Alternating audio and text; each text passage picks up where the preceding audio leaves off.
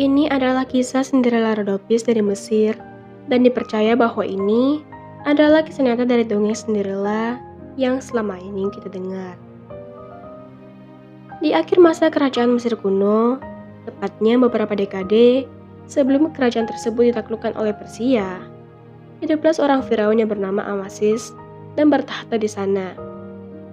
Pada waktu itu, Amasis menyadari bahwa kerajaannya sedang dalam bahaya menghadapi invasi Persia di bawah pimpinan Cyrus yang pada saat itu mendominasi dunia. Oleh sebab itu, untuk memperkuat kerajaannya, ia menjalin aliansi dengan Yunani. Amasis menyambut sebanyak mungkin warga Yunani yang hendak menetap maupun yang hanya sekitar berdagang di Mesir. Amasis bahkan memberikan sebuah wilayah yang bernama Naukratis buat para pemukim Yunani untuk menjadi wilayah mereka. Naukratis letaknya tak jauh dari muara sungai Nil. Di sana, hiduplah seorang pedagang kaya dari Yunani yang bernama Charasos. Charasos berasal dari Pulau Lesbos, Yunani.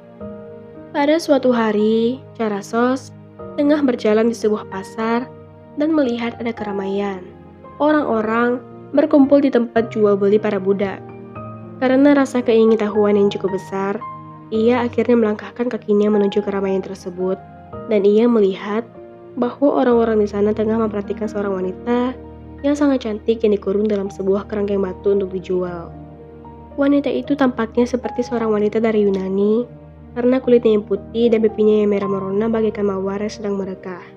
Charasos hanya bisa menahan napas melihat itu. Ia tidak pernah melihat wanita secantik itu sebelumnya. Akibatnya, ketika proses lelang dimulai, Charasos bertekad untuk memenangkan lelang tersebut. Dan karena ia adalah pedagang terkaya di antara semua pedagang yang ada di Naukratis, ia pun berhasil memenangkan lelang tersebut tanpa melalui banyak kesulitan. Setelah berhasil membawa wanita tersebut pulang, Charasos pun mengetahui bahwa wanita tersebut bernama Rhodopis. Rhodopis mengaku bahwa ia telah diculik oleh segerombolan bajak laut dari rumahnya di daerah utara Yunani saat ia masih kecil. Lalu gerombolan bajak laut tersebut menjualnya pada seorang pria kaya yang memiliki banyak budak di Pulau Samos. Rhodopis tumbuh besar di pulau itu, dan di sana ia mempunyai seorang sahabat yang juga budak. Sahabatnya itu seorang pria bertubuh kecil dan berwajah jelek yang bernama Aesop. Aesop adalah sosok yang baik hati. Ia sering menceritakan kisah-kisah yang indah kepada Rhodopis, seperti dongeng tentang burung-burung, binatang, dan manusia.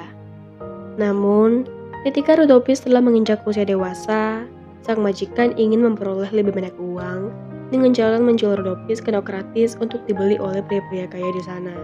Charasos yang mendengarkan kisah Rhodopis merasa sangat kasihan kepadanya. Charasos yang tergila-gila pada Rhodopis memberikan rumah yang sangat indah padanya dengan sebuah taman di tengah-tengah rumah tersebut. Ia juga memberikan Rhodopis budak-budak wanita untuk dijadikan dayang-dayang yang siap melayaninya. Selain itu, Charasos juga selalu memberikan hadiah pada Rhodopis, baik itu perhiasan ataupun pakaian yang mewah. Ia selalu memanjakan Rhodopis seakan-akan Rhodopis adalah putrinya sendiri. Pada suatu hari, satu kejadian yang aneh terjadi. Saat itu Rhodopis sedang mandi di kolam marmer di taman rahasia yang terdapat di tengah-tengah rumahnya. Dan para dayang-dayangnya saat itu sedang memegangi pakaiannya serta menjaga perhiasan Rhodopis, termasuk sendal mawar merah kesayangannya. Rhodopis sedang asik-asiknya bermalas-malasan di kolam yang diisi dengan air dingin tersebut. Karena hari itu, cuaca terasa sangat panas. Semuanya tampak tenang dan damai saat itu. Tetapi tiba-tiba, seekor elang menukik turun dari langit biru dan menyerang kumpulan dayang-dayang yang tengah berada di tepi kolam. Para dayang tersebut menjerit ketakutan. Mereka menjatuhkan semua yang mereka pegang, kemudian melarikan diri dan bersembunyi di antara pepohonan dan bunga-bunga yang ada di taman tersebut. Rhodopis pun bangkit dari kolam marmer tersebut dan menatap elang itu dengan mata yang melebar karena kaget. Namun sang elang tidak memperdulikan seorang pun. Ia menukik dan mengambil sebelah pasang sendal mawar merah milik Rhodopis, kemudian melambung tinggi ke udara sambil mencengkeram sendal tersebut. Ia terbang ke selatan, ke lembah di atas sungai Nil. Rudolphus pun sangat sedih dan menangis terseduh-seduh karena kehilangan sebelah pasang sendalnya. Ia merasa sangat sedih karena ia yakin bahwa ia mungkin tidak akan pernah mendapatkan kembali pasangan sendalnya tersebut. Ia juga menyesal karena ia telah kehilangan barang berharga yang diberikan oleh Charaxos kepadanya. Namun sang elang tampaknya seperti telah dikirim oleh para dewa. Mungkin oleh Dewa Horus, yang mana ia juga dilambangkan sebagai seekor burung. Burung tersebut terbang lurus mengikuti sungai Nil menuju Memphis. Lalu burung tersebut menukik turun menuju ke istana. Pada saat itu, sang Firaun tengah berada di ruang pengadilan untuk mengadili rakyatnya dan juga mendengarkan keluhan-keluhan yang diajukan oleh rakyatnya. Sang elang turun dan menukik, lalu tiba-tiba menjatuhkan sendal milik Rhodopis di pangkuan sang Firaun. Rakyat yang tengah berkumpul menjerit ketakutan menyaksikan hal tersebut karena seekor elang tiba-tiba menukik turun ke arah mereka. Amasis sendiri sebenarnya juga terperanjat kaget melihat hal tersebut. Namun, ketika ia mengangkat sendal mawar merah itu, ia sangat mengagumi pekerjaan yang sangat halus untuk sebuah barang yang berukuran kecil tersebut. Sang Firaun Amasis merasa bahwa sepasang kaki yang memakai sendal tersebut pastilah seorang wanita yang memiliki sepasang kaki yang indah dan merupakan wanita yang cantik.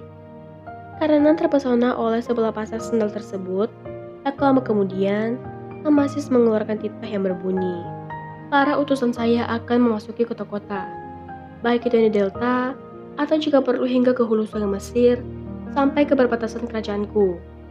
Bersama mereka akan dibawa sebelah pasang sendal mawar merah ini, yang oleh burung Dewa Horus telah diberikan kepada saya, dan mereka akan mencari siapa pemilik dari sendal ini. Kemudian, pemilik sendal ini akan menjadi istri Firaun." Para utusan Firaun pun bersujud dan menerima titah tersebut. Mereka kemudian meninggalkan Memphis menuju Heliopolis, Tanis dan Canopus, hingga akhirnya mereka sampai di Naucratis. Di sana mereka mendengar tentang keberadaan saudagar kaya yang bernama Charaxos, yang mana ia telah membeli seorang wanita yang sangat cantik dari Yunani di pasar budak. Mereka juga mendengar bagaimana Charaxos telah memanjakan sang wanita tersebut dengan seluruh harta kekayaannya, seolah-olah sang wanita adalah seorang putri. Para utusan tersebut kemudian menuju ke rumah Charaxos yang terletak di tepi sungai Nil. Di sana, mereka menjumpai Rhodopis yang tengah berada di tamannya. Singkat cerita, saat para utusan menunjukkan sebelah pasang dari sendal yang hilang dicuri oleh burung elang, Rhodopis langsung menjerit kesenangan karena ia tahu bahwa sebelah sendal itu adalah miliknya yang telah ditemukan. Lalu Rhodopis memberikan kakinya untuk dipakaikan ke sendal tersebut. Dan sendal tersebut memang pas di kakinya. Rhodopis lalu memanggil seorang dayangnya untuk mengambilkan sebelah pasang dari sendal tersebut yang ia simpan dalam kotak. Setelah para utusan melihat sebelah pasang sendal yang dikeluarkan Rhodopis, mereka langsung menyadari bahwa gadis inilah yang mereka cari. Para utusan kemudian bersujud dan menyampaikan titah Firaun Amasis. Rhodopis pun tidak dapat membantah titah tersebut karena titah tersebut berasal dari Firaun, sang penguasa Mesir. Rhodopis pun mengucapkan selamat tinggal kepada Charaxos dan kemudian berangkat ke Memphis. Saat Rhodopis tiba di Memphis, Amasis langsung terpesona oleh kecantikannya. Ia yakin bahwa Rhodopis adalah kiriman para dewa untuk dirinya. Amasis lalu mempersunting Rhodopis dan menjadikannya sebagai ratu kerajaan Mesir. Keduanya pun hidup berbahagia sepanjang sisa hidup mereka. Dan mereka meninggal setahun sebelum invasi Persia ke Mesir. Sekian dulu cerita dari saya. Jangan lupa di subscribe untuk cerita-cerita seru berikutnya. Terima kasih.